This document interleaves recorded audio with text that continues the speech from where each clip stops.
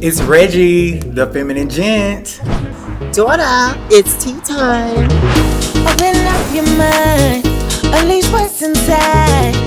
Just free tonight, I can take you far. Come and see about me. Come and see about me. Come and see about me. Come and see about me. Welcome to High T.E.A. Come Brew With Us, the podcast. This is episode 1, titled Transparency. I am Reggie, the feminine gent, and I'm here with my co-host, Maya Wesley. And today we want to introduce you all to what High T is and what it stands for. So the T in High T stands for Transformative Empowerment and Autonomy of Transgender and Gender Nonconforming People of Color. And we aim to create siblinghood amongst each other and also for us to be the narrators and the storytellers of our own stories. So welcome to the first episode of High T, the podcast. Daughter, yes, what's mother. going on? Not much. I'm glad to be here. This is our first episode. It's a long time coming. I'm glad to. I know. You looking good. Well, thank you. You too. You know I learned from the best. It runs in the family. So let's just dive right into it. So I want to start with the first question. First, well, you asked me how I'm doing. How are you doing? You doing I'm good? doing good. You Yeah. You ready? Because we got some serious questions. I'm ready. Okay. All right. So my first question to you is about your experience as a trans woman. And the question is, at what point did you come to the realization that you were trans, and what did that realization look like for you or feel like? Well, I'll explain like how I understand my transness, and that kind of coincides with how I ended up coming to that realization. I see my transness as we're physical and we're also spiritual beings. Mm-hmm.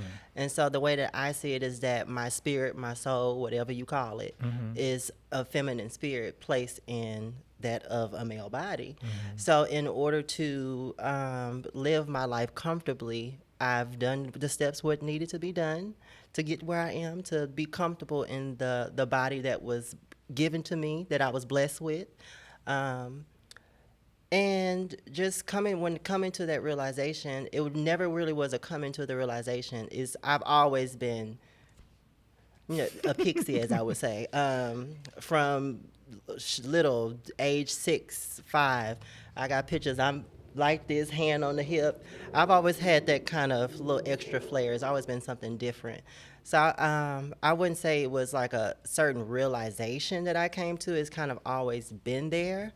But the first time I identified someone similar to that, I was at a drag show, mm-hmm. and I remember her name. May she rest in peace. Her name was Paulina Pfeiffer. I saw her performing, and it was something different about her, and I was just like, what? And I was just so in awe. And then when speaking to her, and then I was like, okay, something about this is very familiar to me. It speaks to me. So that was the first time I saw someone who ignited that flame. It was already there. They mm-hmm. just made it a little bit bigger because I got to see somebody else in that light. That's beautiful. Well, thank you. That's beautiful. So a question for you. Okay. So when did you start to see yourself as having both male and female energy? And what was your first thoughts about yourself once coming to that realization? Oh. Okay, so I never had my father in the picture, so male representation around me was very, very limited.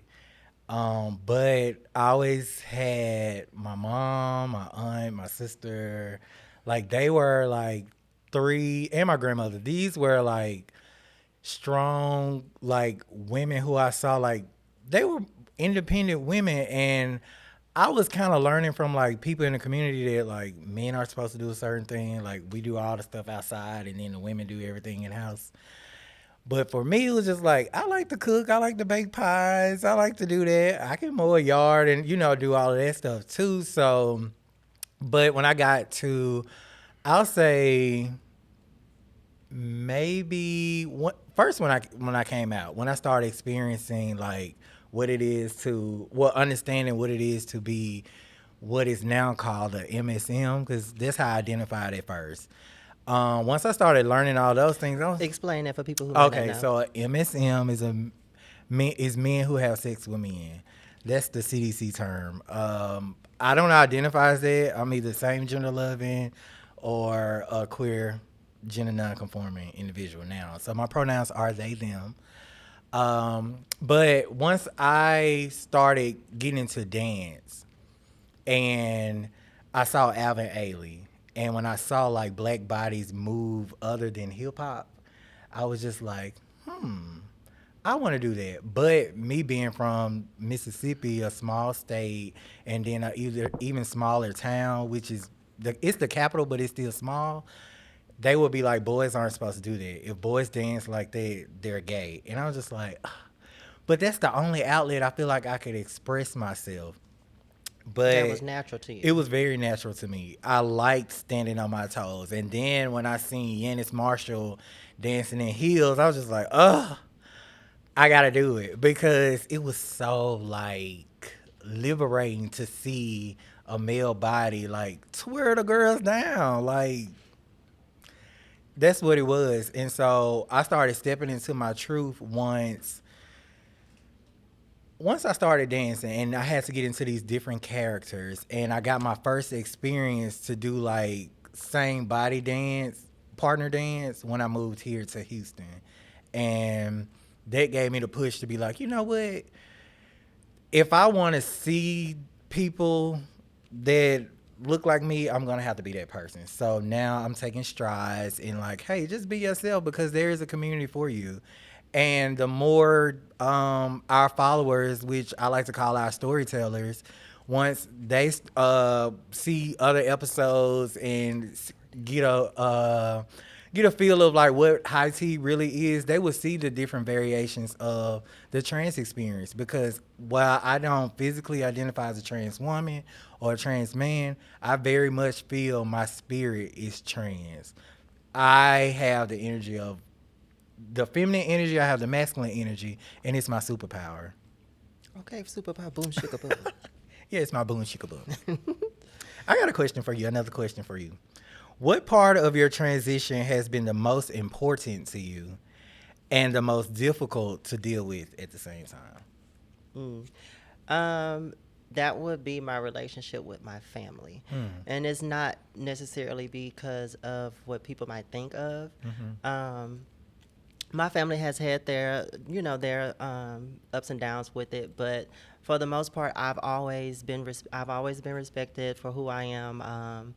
Pronouns, that was in the beginning. It was a little push, but now everybody's up to par on pronouns.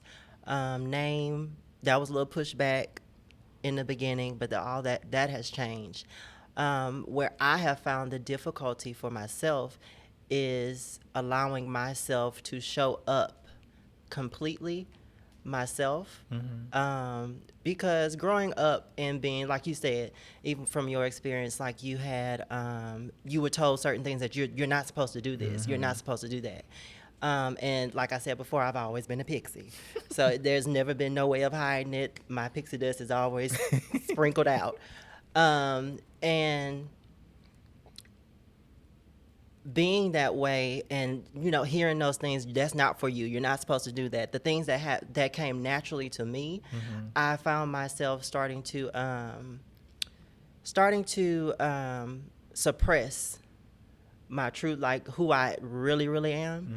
And then so now fast forwarding to now, when my family is like, we want you to be yourself, like show us who you are, it's okay.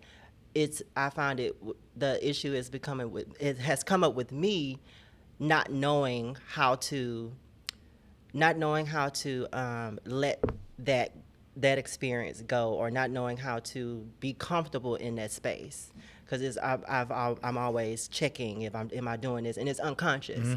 And I have come to the point to where I'm more conscious about when it's happening. I can click on, snap into it when it's happening and try to get myself together. But that's been the hardest part of my transition, is me allowing my family to accept me completely and me being completely comfortable in them allowing it to me.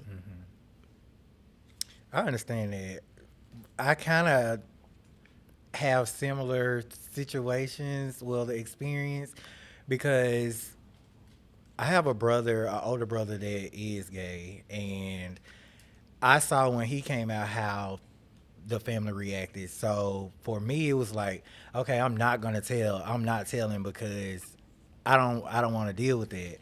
But I was outed because they went to snooping and they went through my stuff and I got a text and it was just like, "Are you gay, straight, or bi?" And me trying to save face, I hurry up and said I was bi, knowing it was like I was done with girls because I had girlfriends, but I was done with girls. But it's So you're not a gold star? no. Oh, okay, I so don't have no cheering though, so I'm still a purple a zebra. purple zebra. Yeah. Okay. Not a gold star. Not a gold star.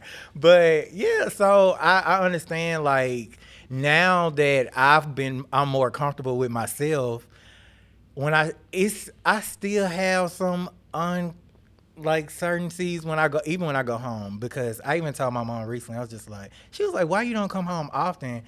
I still feel like I cannot be myself when I go home.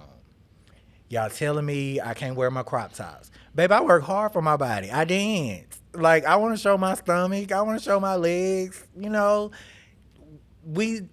artists take pride in like being walking art. And that's kind of how I see myself. I am like a visual artist. I am visual art. I walk in art. So That shows up in how you present yourself. yes.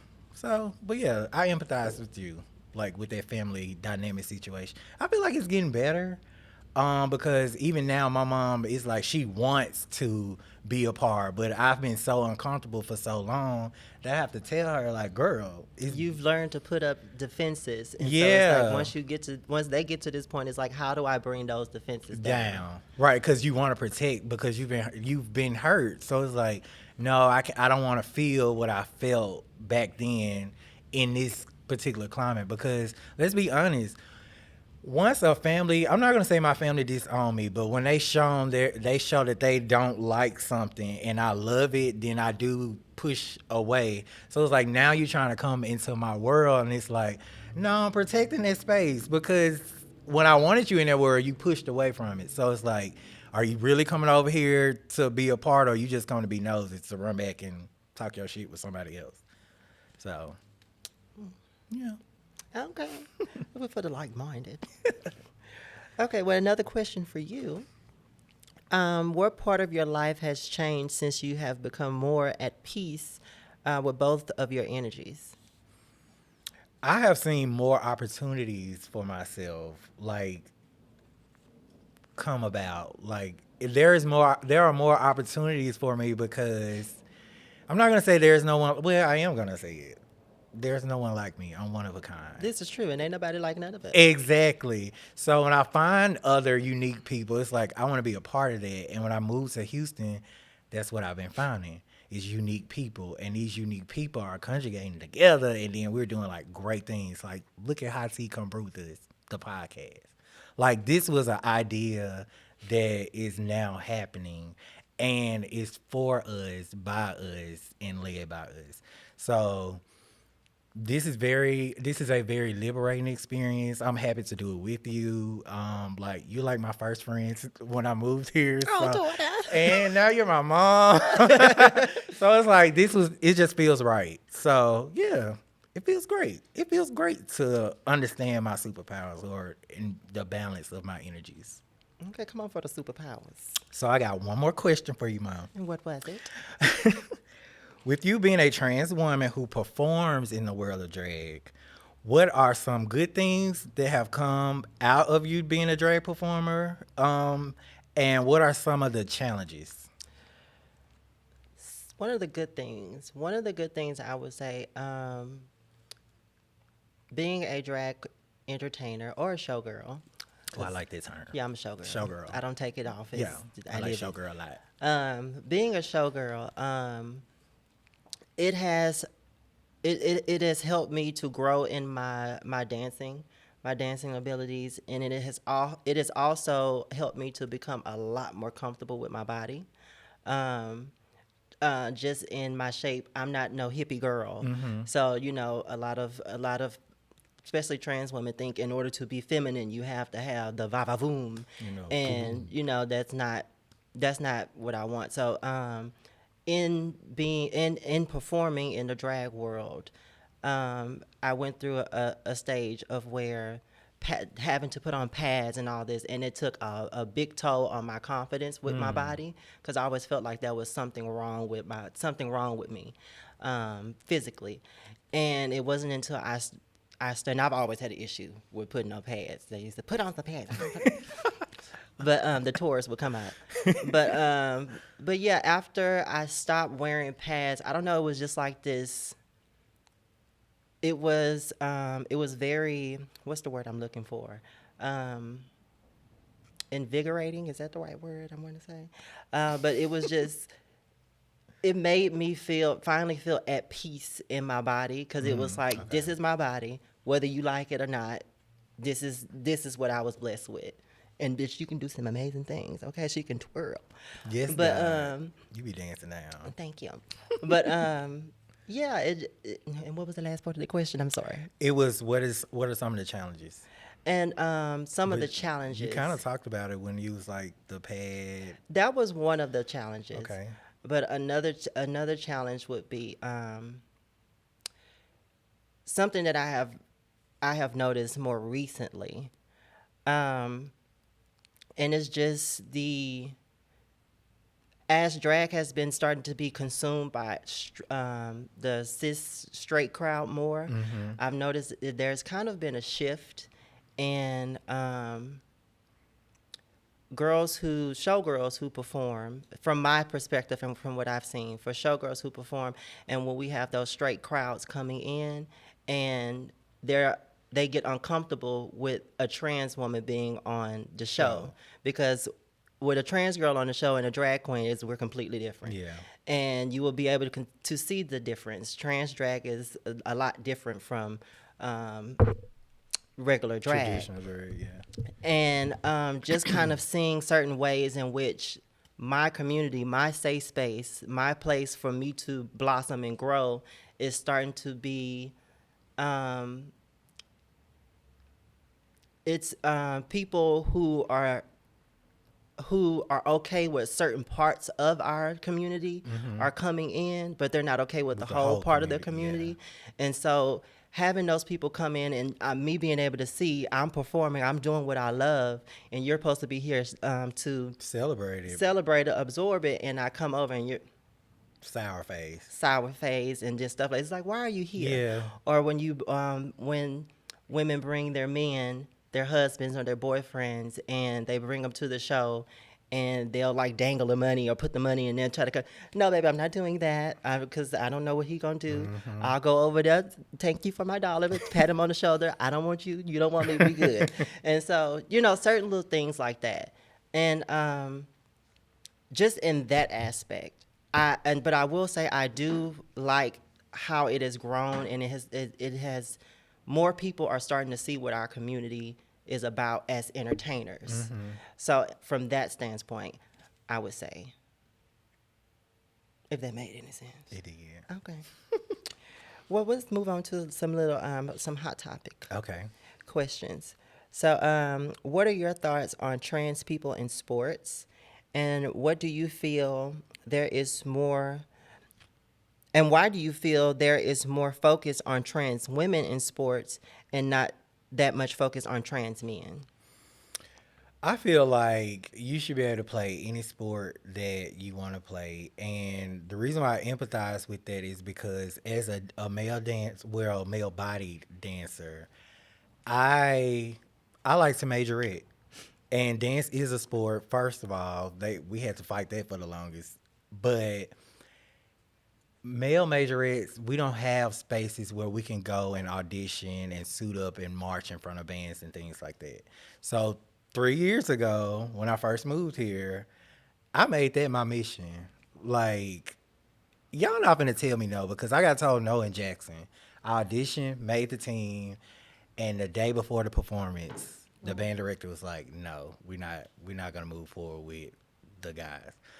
And I was just like, that's messed up because they will use us to teach the girls. They will use us to like motivate the girls, do all of these things.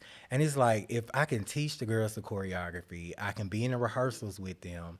Why can't I suit up? I don't want the same costume as the girl because that's the thing. I'm more into androgyny. If anything, if I had to just describe my style, like I love flowy things. I love harnessing. I like everything. I like leather. I like lace. I like all of it. So for me, it's like don't put me in a box. Let me use my talent for good. And I made the team. This was my third year on the team, and I ended up being the captain this past season. So I feel like in sports, let people play. If they are a trans woman and they go audition for the women's swim team, let her audition. If y'all allow her to audition and y'all scoring her and she's meeting the time, then she should be able to play. Now, I don't agree with like using enhancers in sports like steroids and things like that, because that's cheating. That's been cheating since the beginning of history. But I do feel like people should be able to play the sports that they are able to play because it's the same thing. Women, men didn't want women working in the same space or doing the same jobs as them. But as time progressed, some women do jobs way better than men.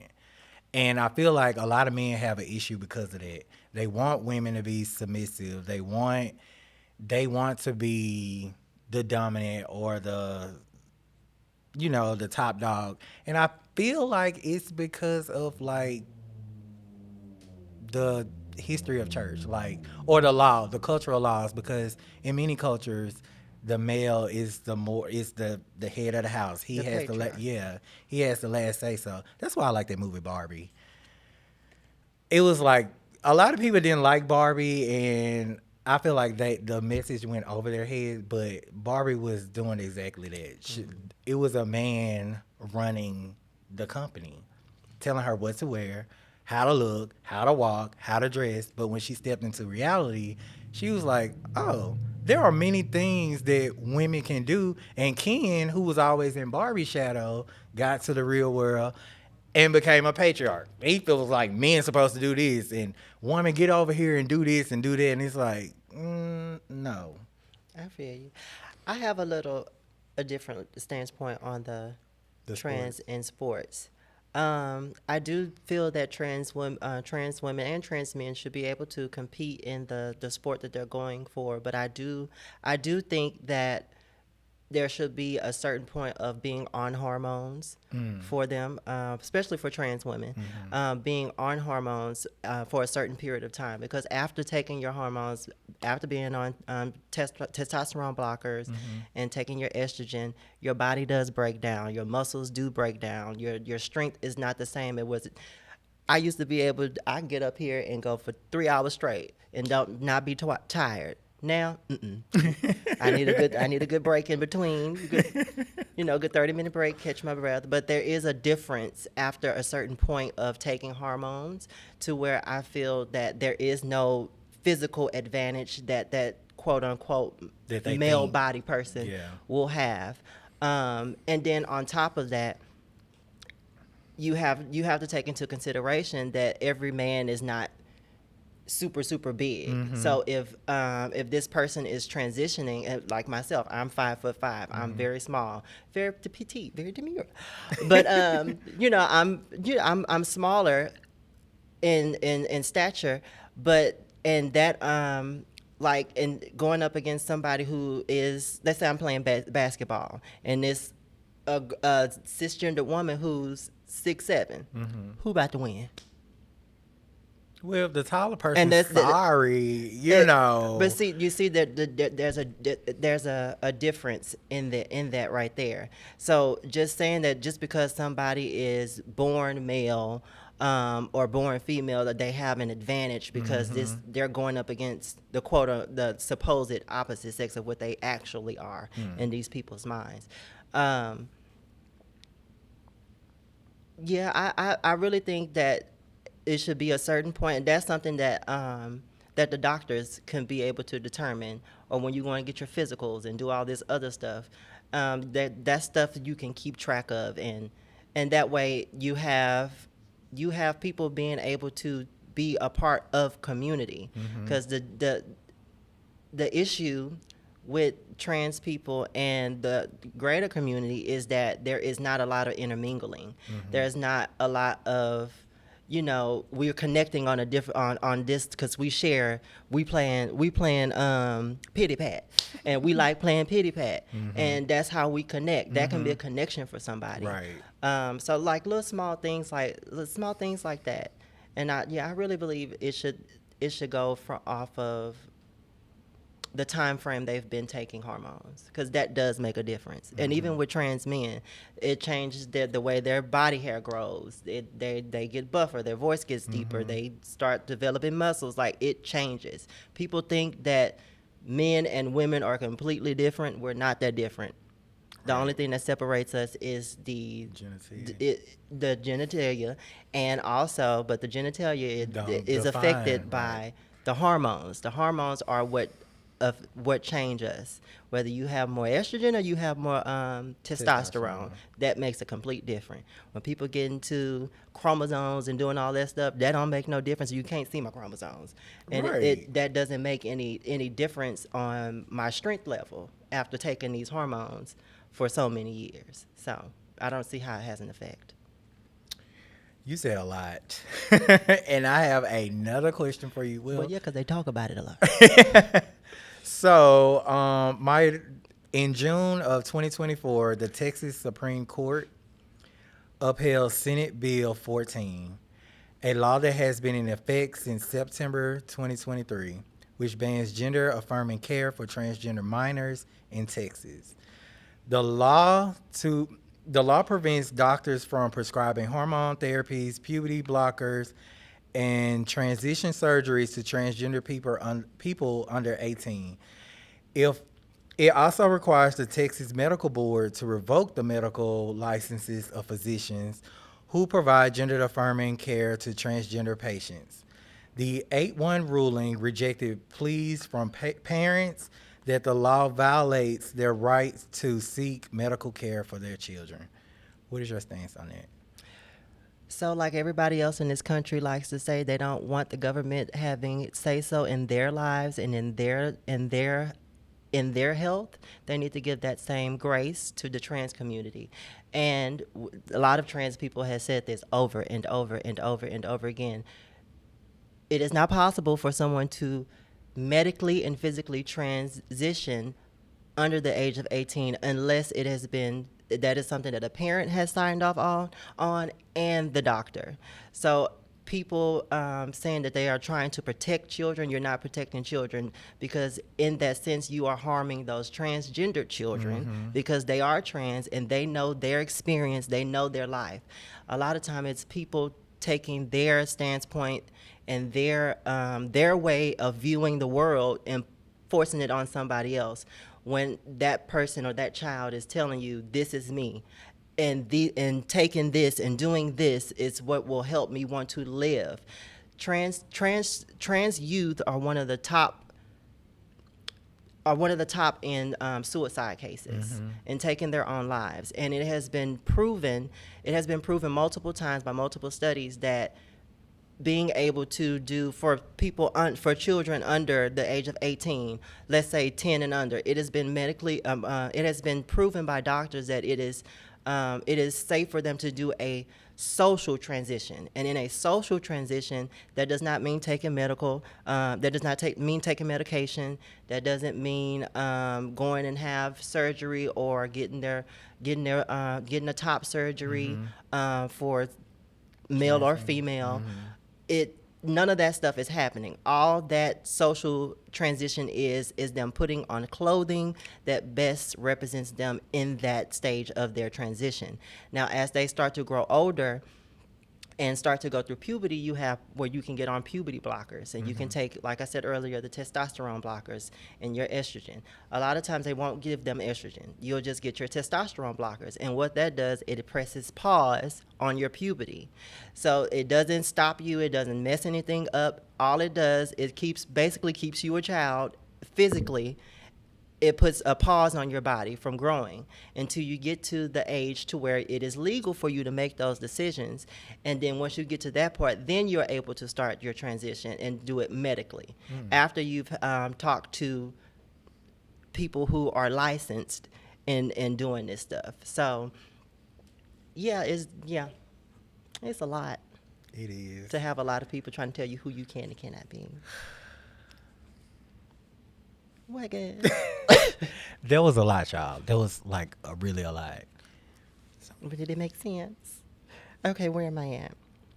Okay, so why do you think outside communities feel comfortable with not addressing their trans and GNC peers with the pronouns and or names in which they prefer? And how can these actions precipitate norms of hate or discrimination?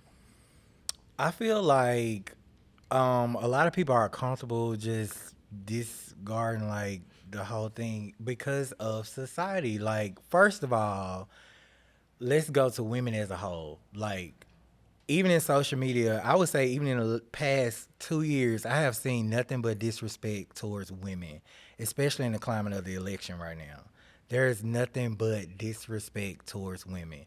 And then when you get to black women, there's another level of disrespect. Then we get to trans women, there's even more disrespect because let's be clear, our own community, if you're not the norm, they jump on the bandwagon of hate.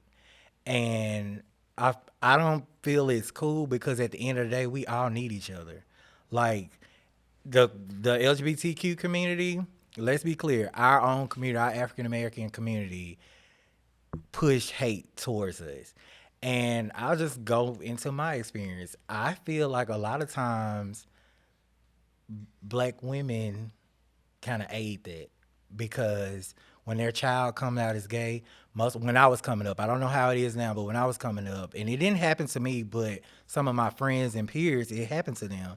But you come out as gay and your mom allow the stepdad or your dad to beat the hell out of you. Like, that's not gonna help anything. So now I have hate towards this woman. And now this trans woman is trying to be my mother and I'm not feeling that. But this person is actually looking out for you because they done been through hell and back and they're still pushing through and letting you know it's gonna be okay. And the struggle we're going through now is not a lifelong circumstance. You can do steps to create your own path. But a lot of us aren't open to receive that because it's a trans woman. But I've always felt like the trans women are the mothers of our community. And they've given us places to live, food to eat, rides to work, help us get a job, like all of this. But the minute that we get an avenue to like be better than, a lot of us go to that and will leave her where she's at. And I don't think that's fair. I hear exactly what you're saying with that, but from how I feel about it, and I want to talk. Let's talk. We're going to talk about my community, and I'm Okay. going to talk about cis. We're going to talk about the black community, and for the cis black community, um, from my viewpoint, what I see it is religion. Yeah. Black culture, we are that is part of that is our culture. A lot of it is religion. So you're going against God. You're going against what this is and what that is, and then also from another point of it that I've had is that the reason why they are so against respecting people and calling them by the names or pronouns they're asking to be called by, because it is when somebody's telling you how to address them and how to respect them, and when you don't do that, you are disrespecting them. But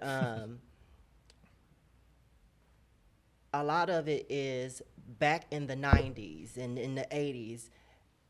We as queer people as a whole, we weren't able to go out and be ourselves and walk down the street loud and proud and rainbow flags flying behind us. We weren't able to do that during those times. And then a lot of those people were able to attack us, were able to call us names and do anything. And what they're giving you is what they're getting.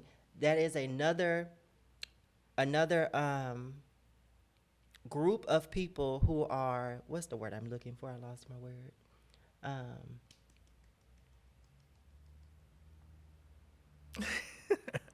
a group of people. It's a group of It's people. not a group of people. I forgot what word, but people that are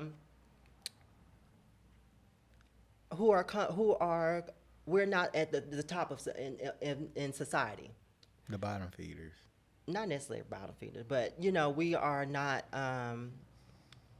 up like up there as in status Elite. in community, and so you have someone who you are able to put your foot on, and you're able to make yourself feel better about yourself. And I Stepping can, stool. because you're not following the rules that at which we're all supposed to follow, then I get to tell you what I feel about you and this and that and da da da da. And so a lot of that of what they were able to do back then and not getting any repercussions for it, they're not allowed to do that now. Now people, our community is fighting back. You can see it. They'll be online. They'll be like, don't mess with them gay boys. That they will Period. get you, and they will. Don't mess with them girls. They will get you. They carry something in their purse. So you know, it's we're not afraid to step and defend ourselves in the way we need to be defended. So for me, I think that's why it's such a big pushback. Is because we're making them respect us.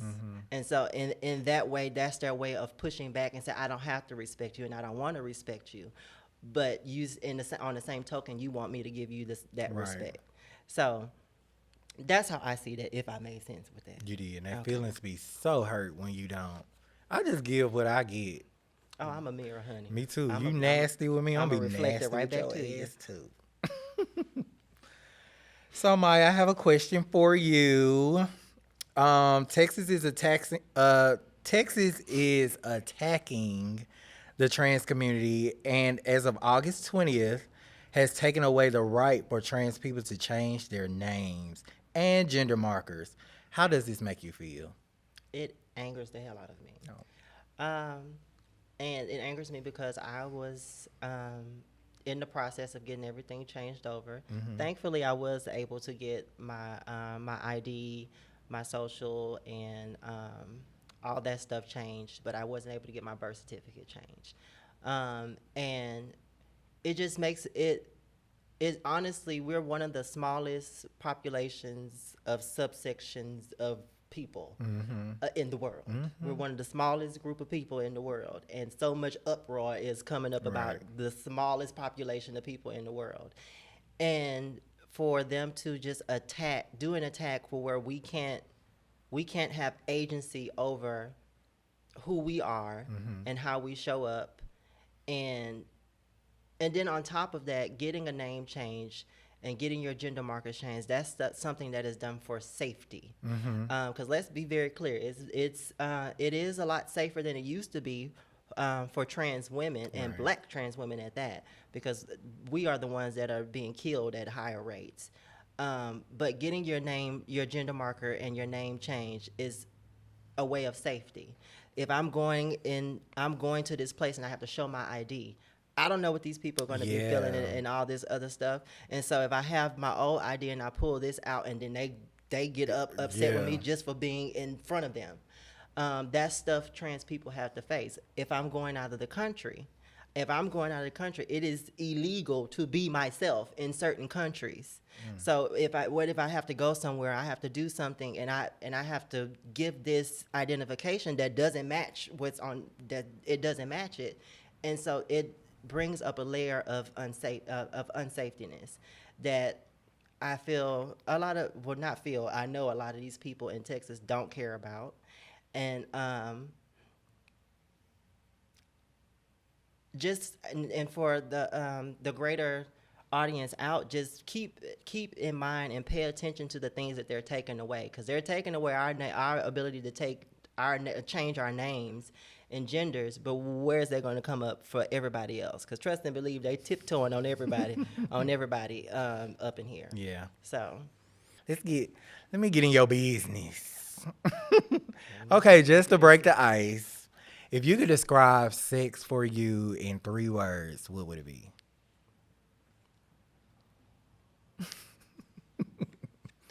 And there's no like the don't spectrum is have it. But don't have it. Okay, why those 3 words? Because I'm not a very sexually active person. I'm demi. Okay. So, like you said, you have said before, but I'm a demisexual. So I'm attracted mentally to somebody, but I'm also attracted to masculinity. So, and a lot of times the men that are attracted to me are. Trash. But yeah, so and then on top of that, I guess I'll be open with this. Please. I am someone who wants to have a sex change. Okay. So that part of my anatomy I'm not very comfortable with, and so I think a lot of times when when sex is about to happen or things like that, is always like a what's about to happen. Like I'm not doing that. Right, like what you think gonna happen? So it's like, yeah, my sex life is very dry. I don't really do anything. Very Serengeti. It's demure. It's not even demure.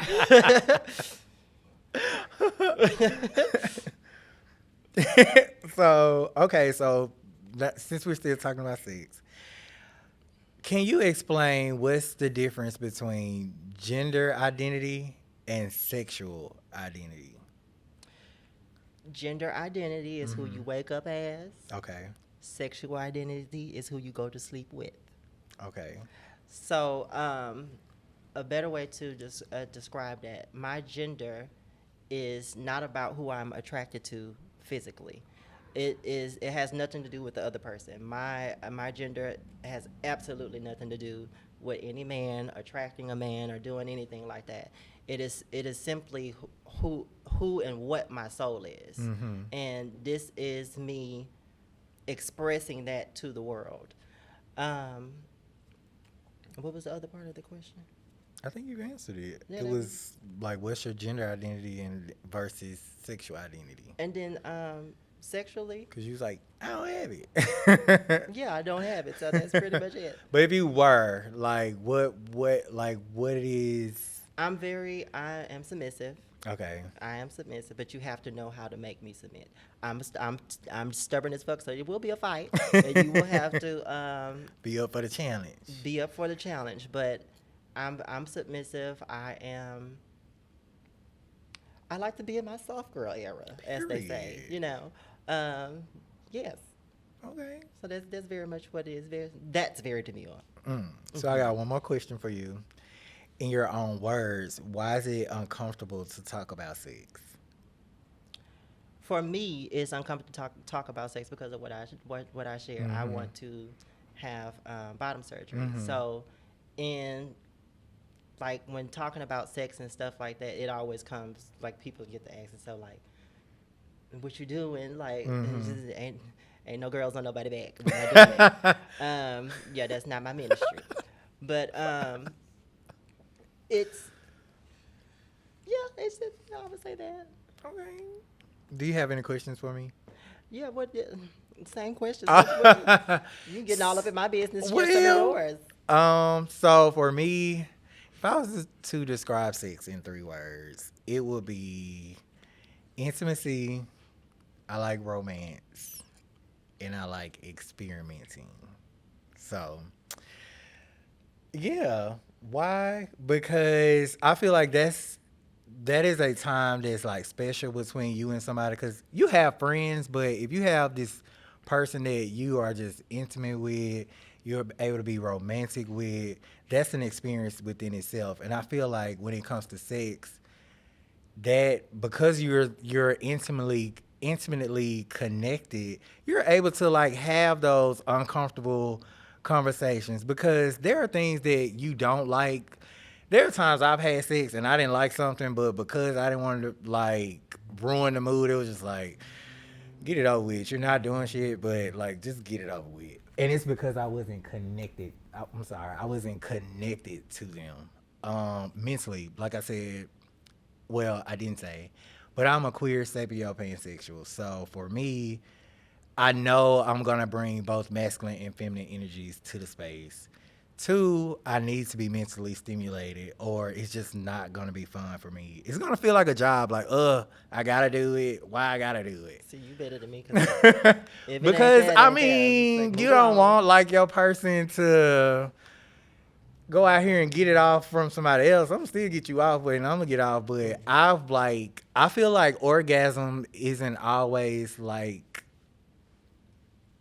a release of fluids, if that makes sense. It's not always needed. Right. Like, Sometimes touch is all you need. yes. Like Intimacy. it feels different. Like a whisper in the ear or a kiss on the neck. Get your nipples licked. Like, you don't have to always have penetrative sex to climax. So yeah, that's my attitude towards sex. What was the other question? I already told you my gender identity. I mean, I feel like I answered all of them. Well, I'm a little nosy. Come on. So, what's one of your most raunchiest experiences? Oh. Like, what are the wildest stories? Okay, so this was wild for me because I used to be very vanilla, but I want to say when I got in college, and I got with my friends, who are my friends now. These are like my lifelong friends now. But we went to New Orleans one time, and they were just like, "Bitch, you never been to a bathhouse?" And I was just like, "No." Like, what is it? They was like, "We're gonna take you to the bathhouse." Y'all, I was so freaking scared. It was dark as hell in there. I'm somebody that kind of likes to be in control, so it's like, don't take me to a space I don't know who there. I don't know what the hell I'm about to walk into, and you get in there, and you the hottest thing up in there, so everybody's like trying to. You like, wait a minute, this is a bit overwhelming. But I did run into like a really popular porn star, and it was on and popping. Like, it was what it was. They tried to get attached, and I was just like, no, baby, this is a no string attached. This was in New Orleans. This was an experience. Thank you. Don't come again. And it was it. Well, isn't that interesting? It is. Okay. I was like 21. So I I know was, this is the bathhouse. what was your wildest experience? Because I know you saying you don't have sex, but girl. Mine is very boring. It was in the backseat of an Escalade, but that was about it. That's as far as it's gone. Okay. That was very mild. That was most adventurous. That was scared as And a hell the little whole time. wild. But yes. But is there anything like at the end of this episode, if people were to leave today, that you want them to know about Maya?